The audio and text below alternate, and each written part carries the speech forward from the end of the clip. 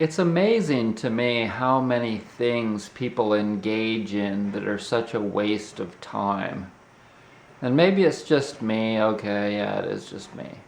But in this video, I'm going to tell you some of the things that I think people should just forget about. Just freaking stop doing these things. You're just wasting time. You know what I think about lawn mowing for the most part? I mean, that lawn out there, it doesn't need to be mowed. Just leave it alone.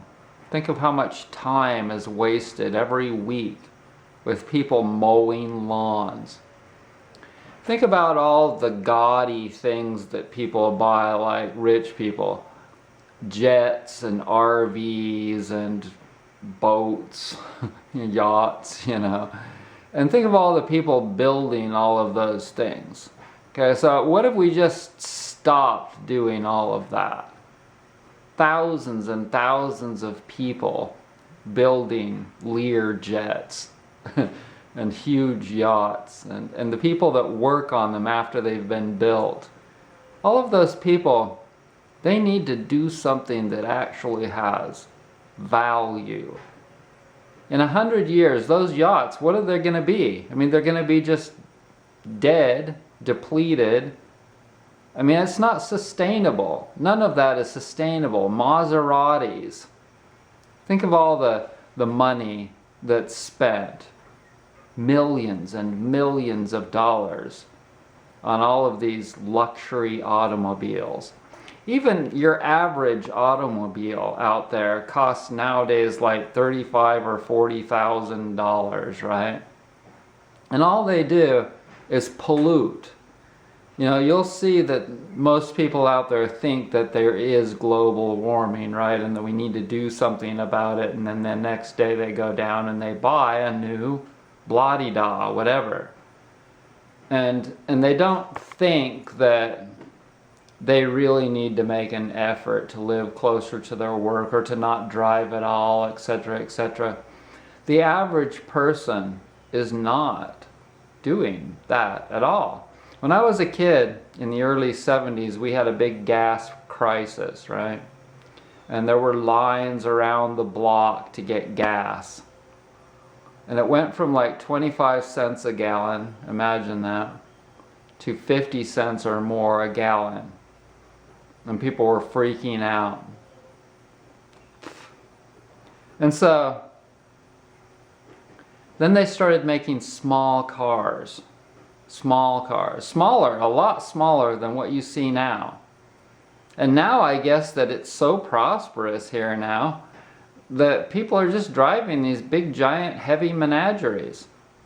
And they're not focusing. You would think that after 40 years, right?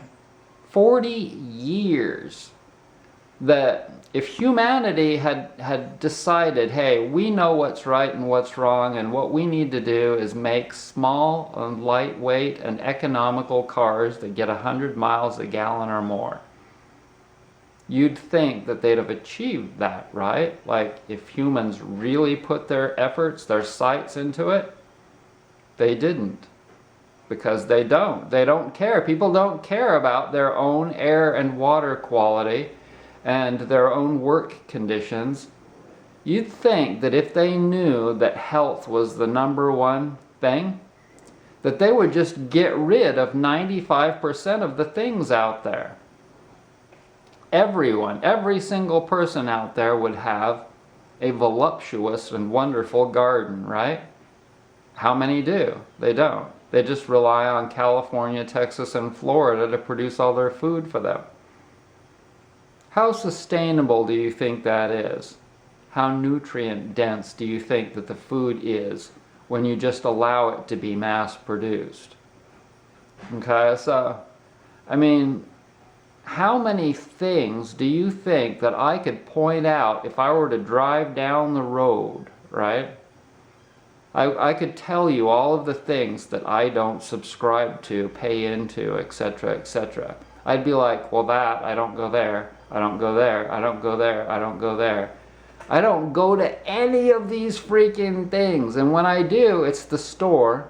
And when I go to the main grocery store, what percentage of the things there do you think that I actually buy? Only probably less than 1%. Certainly less than 1%. Probably about 1 out of 1,000 things at the regular store I'd actually buy. And so, all of the people that are involved in all of those services and products that you see at the store or as you're driving down the street, 99.99% of those people, for me, I have absolutely no association to whatsoever. And I don't support any of it. And so, it's a rather strange life now. Now, I will say that there was a time, a long time ago, not as far back as 40 years, but as far back as 30 years. And the gas crisis was more like, more than 40 years. But 30 years ago, there was a lot of those things that I would have bought into. And that's largely why I got into health issues, because I was never taught what is valuable and what's not. And so I think that people have a lot of learning to do. Just like this massive amount of learning to do about sustainability. How to build houses correctly so that they're actually sustainable. Won't burn, blow away, flood, etc. All people care about is the view. Think about that. Like, if you were to ask a realtor what's valuable with a house, if they've got a beautiful ocean view, is that valuable? And they'd be like, oh yeah. But things change, and when you can't actually even buy insurance for a house that's right on the beach in Florida because there's so much of a possibility of it getting flooded and blown away, that I guess that might change. The value might go kaput. There might not be any value in a house right on the beach in Florida. And what else? Giant trucks, look at that. Okay, so I just watched this video, and don't ask me why I watched it. I guess I'm just comparing and contemplating, but this video on this water speed record guy and land speed record guy, a Brit, right? And he's racing this Bluebird, I believe it was called, boat. And it wrecked at, I don't know how many hundreds of miles an hour, right? It wrecked and he instantly died. And so it went to the bottom of the lake, this boat, and they didn't recover it for 30 years. They finally recover it and bring it up, and they find the body, etc. They bury the guy, and then they decide to restore this boat. Okay, so isn't there something better that people can do with their time than restore a speedboat? Okay, and think about all the different things that people restore for memories. Memories, like the corners of my schlong. I'm telling you, these activities don't really have a whole lot of value in a world where there is so much trouble and turmoil. And people need to, I think that what needs to happen is that there just needs to be a lot of trouble happen, a lot more trouble. Because people seem to not know what's valuable and what's not. They'll engage in the stupidest things. And here's the kicker with that. Rebuilding the Bluebird boat is a very toxic hobby. So one of the lessons that people need to learn is that if you're going to engage in an activity, it needs to be with natural materials. If it's not with natural materials, you are now exposing yourself to toxins.